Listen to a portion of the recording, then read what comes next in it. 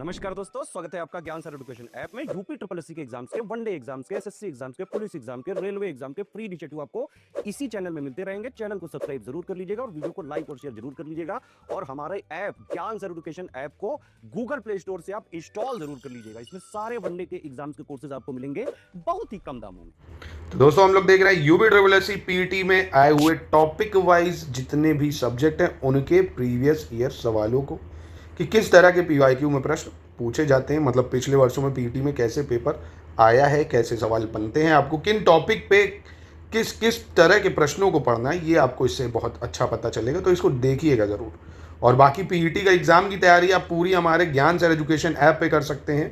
आपको उसमें प्रैक्टिस के लिए हम 25 टेस्ट भी प्रोवाइड करेंगे, बेहतर नोट्स प्रोवाइड करेंगे, बहुत बेहतर गाइडेंस जो हमारी टीम है उसके साथ आप पढ़ भी सकते हैं। एक्सक्लूसिव वीडियोस भी मिलेंगे मात्र 799 रुपये में ज्ञान सर एजुकेशन ऐप पे। और टेस्ट सीरीज़ 25 आपको मात्र 299 में मिल जाएगी। इन नंबरों पे कॉन्टैक्ट करके आप और अधिक जानकारी ले सकते हैं। जो डिस्काउंट होगा वो आपको कर दिया जाएगा। चलिए फिर देखते हैं आज का सवाल। कह रहा है निम्नलिखित में से कौन वह व्यक्ति है जिसका नाम देवानाम प्रिय या प्रियदासी था। तो देवानाम प्रिय या प्रियदासी ये किसका नाम था इनमें से? चंद्रगुप्त मौर्य या भगवान महावीर, अशोक या गौतम बुद्ध। तो ये थे सम्राट अशोक। कौन थे? सम्राट अशोक। अशोक का एक शिलालेख है मास्की शिलालेख या मास्की रॉक एडिक्ट इसको बोलते हैं। एक्चुअली इसमें क्या था ना, देवानाम प्रिय के साथ साथ अशोका भी लिखा था, तो पता चलता कि अच्छा ये अशोक का ही है ना, क्योंकि और शिलालेख जितने थे उसमें सब में देवानाम प्रिय या प्रियदर्शी था ही। पर मास्की शिलालेख जो है उसने इस रहस्य को सुलझा दिया कि अच्छा ये अशोक की उपाधि थी, है ना, क्योंकि देवानाम प्रिय प्रियदर्शी अशोक का नाम उसमें लिखा हुआ है। ठीक है, चलिए अगला देख लेते हैं हम लोग। 32 नंबर कह रहे हैं संगमरमर पर पित्रा ड्यूरा या रंगीन पत्थर की जड़ाई का काम जो है किस समय चालू हुआ? पित्रा ड्यूरा और कलर्ड स्टोन इनले वर्क, आपने देखा होगा ताजमहल वगैरह में जो बनाए नहीं, पत्थरों पे ऐसे ऐसे नक्काशी फूलों की बनी रहती है। ये किसके टाइम में चालू करा गया था? तो ये चालू करा गया था शाहजहाँ के टाइम में, है ना, जो ताजमहल बना है उसी टाइप में। निम्नलिखित में से किस युग में तांबे का पहली बार उपयोग किया गया था? Copper was first used. मध्य पाषाण, नव, ताम्र या पूरा पाषाण, यानी मीजोलिथिक, नियोलिथिक, चैल्कोलिथिक या पैलियोलिथिक। तो बेहद ही आसान लड्डू सवाल था, नाम से ही पता चल रहा है। ताम्र पाषाण, ताम्र मतलब तांबा, तो ताम्र पाषाण काल में। चैल्कोलिथिक एज में, सिंपल सी बात है ना। जैसे चैल्कोलिथिक एज आप बहुत अच्छा समझ सकते हो हड़प्पन, क्योंकि हड़प्पन ने कॉपर का यूज़ करा है बट हड़प्पन ने आयरन का यूज़ नहीं करा। लोहे का इस्तेमाल करेंगे वैदिक पीरियड में, फिर उधर जब आर्यंस आ जाएंगे, है ना, तो कह सकते हो। इसके बाद निम्नलिखित में से किस स्थान पर प्रथम बौद्ध संगीति का आयोजन हुआ? फर्स्ट बुद्धिस्ट काउंसिल कहाँ हुई है? तो कश्मीर, पाटलिपुत्र, गया या राजगिरी। तो देखिए 4 बुद्धिस्ट काउंसिल हुई हैं। इनको याद करने का तरीका मैं आपको एक ट्रिक बता देता हूँ, ऐसे याद रखो। RVPKAK। क्या मतलब? RVPKAK ये कहा है भैया, ये चिंता चिता क्या है वही समझिए। तो R मतलब राजगिरी, R मतलब राजगिरी, V मतलब वैशाली हो गया, यहाँ दिया नहीं है, वैशाली हो गया। P से पाटलिपुत्र, K से कश्मीर। तो पहली बौद्ध काउंसिल हुई राजगिरी, दूसरी वैशाली, तीसरी पाटलिपुत्र, चौथी कश्मीर।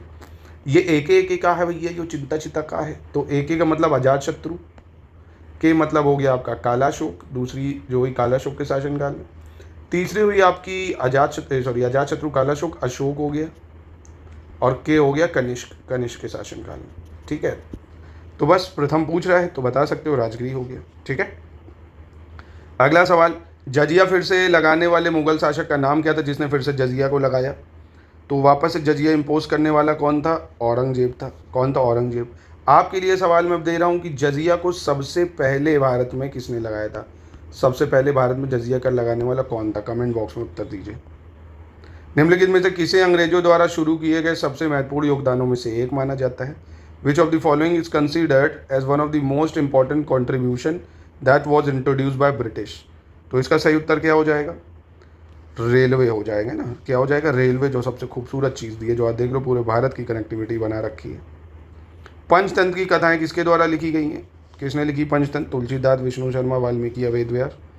तो पंचतंत्र की कथा लिखी गई है आपकी विष्णु शर्मा जी के द्वारा, विष्णु शर्मा।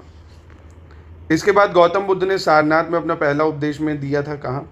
मतलब in Gautam Buddha delivered is first sermon at Sarnath, क्या मतलब किस मुद्रा में दिया था सारनाथ में अपना पहला जो उपदेश था? तो ये था धर्म चक्र प्रवर्तन मुद्रा, है ना, धर्म चक्र प्रवर्तन मुद्रा। ठीक है, आगे अगला प्रश्न है, निम्नलिखित में से किस शासक के दरबारी कवि हरिसेन थे? Which of the following rulers court poet was Harisena, है ना। हरिसेन जो है किस शासक के दरबारी कवि थे, तो ये थे समुद्रगुप्त के। किसके थे? समुद्रगुप्त के, यानी गुप्ता एम्पायर। ठीक है, समुद्रगुप्त के गुप्ता एम्पायर में। इसके बाद भारत में शासन करने वाले दिए गए शासकों का कालानुक्रम लगाना है, क्रोनोलॉजी लगानी है। देखिए मैंने आपको बोला था ना, दिल्ली सल्तनत और मुगल, इनके जितने राजा हैं उनकी क्रोनोलॉजी जरूर देख लेना, पूछता है। शेरशाह सूरी, अकबर, अलाउद्दीन खिलजी, इल्तुतमिश। सबसे पहले देखो, अगर इल्तुतमिश की बात कर लेते हैं, क्योंकि यही सबसे पहले था, 1210 से 1236, या कई जगह आपको 1211 से 36 मिल जाएगा। अलाउद्दीन खिलजी की बात करें तो 1296 से 1316 तक इसका माना जाता है समय। अकबर 1556 से 1605 ईस्वी तक मानते हैं। और वहीं शेरशाह सूरी का 1540 से 45। शेरशाह सूरी क्या है? 40 से 45। तो बस चार आपको जहाँ पहले दिखे उसी पर टिक मार दो, पर यहाँ पे 2 4 दिख रहे हैं, ये हटाओ। तो 40 में कौन सा सही उत्तर हो जाना चाहिए? बी हो जाना चाहिए। ठीक है, अगला कह रहे हैं निम्न में से कौन से संत शिवाजी के समकालीन थे? तो which of the following saint was contemporary of Shivaji? Tukaram, Chaitanya, Namdev, Shankaracharya. तो कौन थे भैया शिवाजी के समकालीन? तो ये थे आपके तुकाराम जी। कौन थे? तुकाराम जी। शिवाजी का टाइम पीरियड था कैसे, क्या था मतलब, और मतलब इनका जो राज तिलक है वो कब हुआ था? 1674 में राज तिलक हुआ था रायगढ़ फोर्ट में।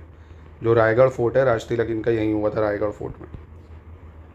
और इनकी मृत्यु 1680 में हो जाएगी। ठीक है, चलो अगला देख लेते हैं। चरक संहिता संबंधित है किससे भैया? राजनीति, चिकित्सा, वास्तुकला या गणित? तो चरक संहिता किससे संबंधित है? चिकित्सा यानी मेडिसिन से संबंधित है। किससे? मेडिसिन से। इसके बाद मैचिंग करनी है आपको, इन युद्धों को मिलान करना होगा। यहाँ पे कौन सा जोड़ा सही नहीं है, कह रहा है। कलिंग युद्ध 261, शक संवत की शुरुआत 78, मुस्लिम युग की शुरुआत 622, औरंगजेब की मृत्यु 1709। तो कौन सा गलत है? तो यहाँ पे देखिए, जो औरंगजेब की मृत्यु है ये 1707 में होगी है। 17, बहुत उम्र में मरता है, बहुत बूढ़ा हो गया, 88 साल की लगभग उम्र में मरेगा, तो 1707 में इसकी मृत्यु होगी। ठीक है, बाकी सही था। अब ये किस क्रम में भारत आए? थॉमस रो, फाहियान और हियानशांग। ठीक है, इसको मिलाना मतलब क्रोनोलॉजी में।